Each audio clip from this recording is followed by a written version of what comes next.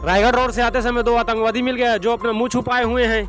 तो बात कुछ ऐसा है दोस्तों, रात के 2:48 में 100 करोड़ जाते हैं क्योंकि हमें रायगढ़ की सब्जी मंडी जाना रहता है और रात में ठंडी लगने की वजह से मैं और मिथुन भाई थोड़ी देर आग ताप लेते हैं और थोड़ी देर आग तापने के बाद हम लोग पिकअप में चढ़कर सब्जी मंडी के लिए निकल जाते हैं और कुछ घंटों के बाद रायगढ़ की सब्जी मंडी पहुंच जाते हैं और रायगढ़ की सब्जी मंडी पहुंचने के बाद अपना अपना सामान उतार लेते हैं और सामान उतारने के बाद अपने पास जो चीज है ना वो दुनिया में किधर भी नहीं मिलती है, सिर्फ अपने इलाके के जंगल में मिलती है और ऐसी क्वालिटी और किधर भी नहीं है। तो जब माल अपने पास है तो हम उनके आगे भीख काय को मांगे, अपन मुंह फाड़ के पैसा लेंगे।